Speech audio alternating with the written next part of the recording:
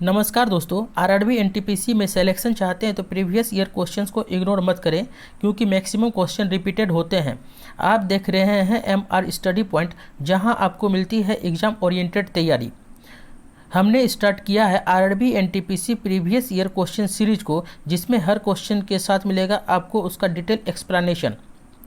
इस वीडियो में हम कवर करेंगे आरआरबी एनटीपीसी 2021 के क्वेश्चंस को, जो सीबीटी 1 के शिफ्ट 1 और 2 में पूछे गए थे। तो चलिए स्टार्ट करते हैं आज के अपने इस वीडियो को। इस वीडियो में हम ह्यूमन बॉडी के तीसरे पार्ट यानी कि श्वसन तंत्र के रिस्पिरेटरी सिस्टम से आए हुए क्वेश्चंस को देखेंगे। 210 नंबर, मानव शरीर में कंठ को क्या कहा जाता है? ए अनुनादक तंतु, बी स्पंदनशील तंतु, सी वॉयस बॉक्स, डी थायरोरिटेनाइड।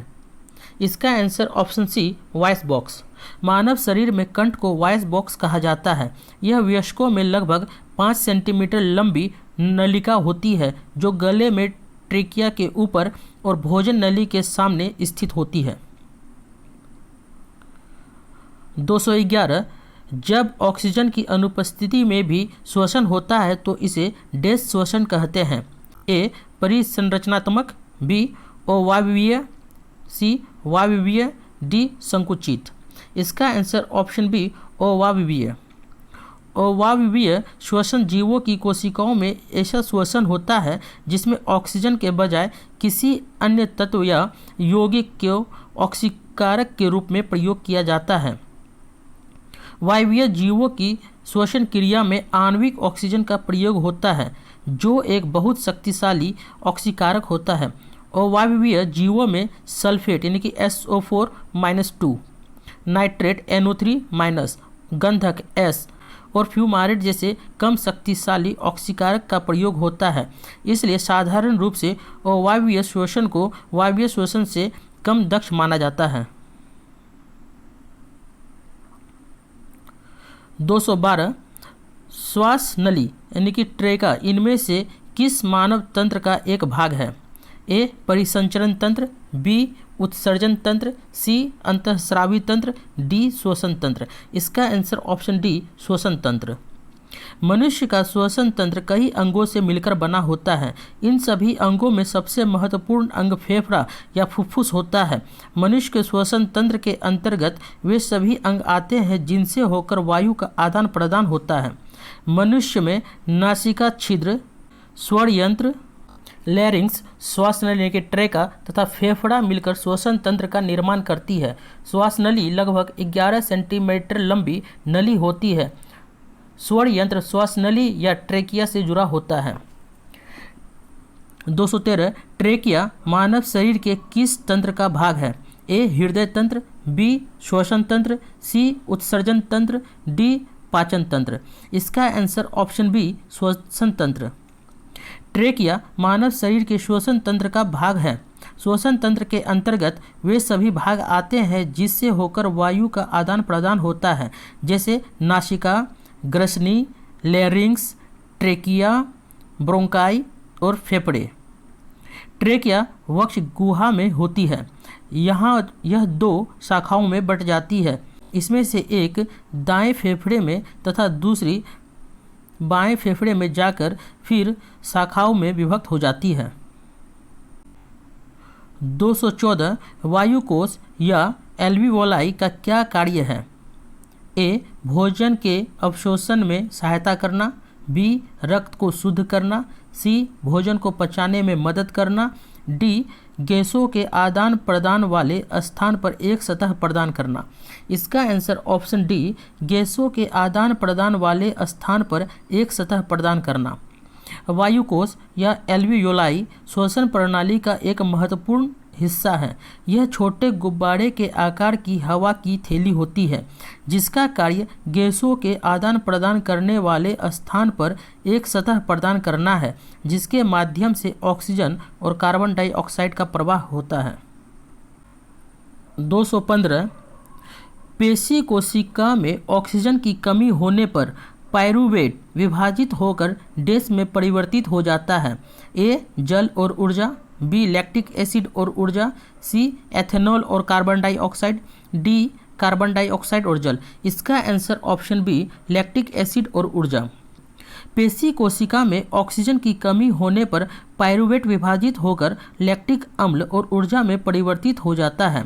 कभी कभी जब हमारी पेशी कोशिकाओं में ऑक्सीजन का अभाव हो जाता है तो यहाँ पायरुवेट का विखंडन एक अन्य 3 कार्बन वाले अणु लैक्टिक अम्ल में परिवर्तित हो जाते हैं। अचानक इसी क्रिया के होने से हमारी पेशियों में लैक्टिक अम्ल का निर्माण होना क्रैम्प का कारण हो जाता है। ग्लूकोज से पायरुवेट होता है और पायरुवेट 3 भागों में बढ़ जाता है। पहला ऑक्सीजन की अनुपस्थिति में यानी कि यीस्ट में, इसमें इथेनॉल प्लस CO2 प्लस ऊर्जा निकलता है। दूसरा ऑक्सीजन का अभाव यानी कि पेशी कोशिका में, यहाँ पे लैक्टिक अम्ल प्लस ऊर्जा निकलता है। तीसरा ऑक्सीजन की उपस्थिति यानी कि माइटोकॉन्ड्रिया, CO2 प्लस जल प्लस ऊर्जा यहाँ से निकलता है। 216 वायवीय श्वसन यानी कि एरोबिक रिस्पिरेशन कब होता है?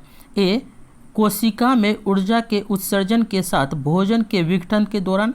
बी ऑक्सीजन का उपयोग किए बिना ग्लूकोज के विघटन के दौरान। सी ऑक्सीजन का उपयोग किए बिना भोजन के विघटन के दौरान। डी ऑक्सीजन का उपयोग करके ग्लूकोज के विघटन के दौरान। इसका आंसर ऑप्शन डी ऑक्सीजन का उपयोग करके ग्लूकोज के विघटन के दौरान। वायवीय श्वसन में ऊर्जा का उत्पादन ऑक्सीजन की उपस्थिति में ग्लूकोज के विघटन द्वारा होता है। वायवीय श्वसन में ऊर्जा का उत्पादन ऑक्सीजन की अनुपस्थिति में ग्लूकोज के विघटन द्वारा होता है। 217 श्वसन प्रक्रिया में ग्लूकोज जैसे जटिल कार्बनिक यौगिक ऊर्जा प्रदान करने के लिए डैश के रूप में टूट जाते हैं। ए CAL, बी ATP, सी NAC, डी PTA। इसका आंसर ऑप्शन बी ATP। श्वसन प्रक्रिया में ग्लूकोज जैसे जटिल कार्बनिक यौगिक ऊर्जा प्रदान करने के लिए ATP के रूप में टूट जाते हैं। ATP को कोशिका की ऊर्जा मुद्रा कहते हैं क्योंकि यह दूसरे और तीसरे फास्फेट समूहों के बीच बंधन में आसानी से रिलीज करने योग्य ऊर्जा प्रदान करता है। 218 हमारे फेफड़ों में डैश कोशिकाएं होती हैं। ए 100 मिलियन, बी 200 मिलियन, सी 400 मिलियन, डी 300 मिलियन। इसका आंसर ऑप्शन डी 300 मिलियन। हमारे फेफड़ों में 300 मिलियन कोशिकाएं होती है। फेफड़े के अंदर प्रत्येक श्वसनिका पुनः पतली शाखाओं में विभाजित हो जाती है जिन्हें वायु कोष्ठिका वाहिनियाँ यानी कि एवोल्यूटर डक्ट्स कहते हैं। ये वाहिनियाँ अनेक छोटे छोटे वायुकोश में खुलती है। मनुष्य के दोनों फेफड़ों में ऐसे करीब 300 मिलियन वायुकोश पाए जाते हैं। इस प्रकार मनुष्य के फेफड़ों में श्वसन गैसों के आदान प्रदान के लिए लगभग 400 से 800 वर्ग फीट की सतह उपलब्ध होती है। 219 निम्नलिखित में से छोड़े गए श्वास में डैश शामिल होता है।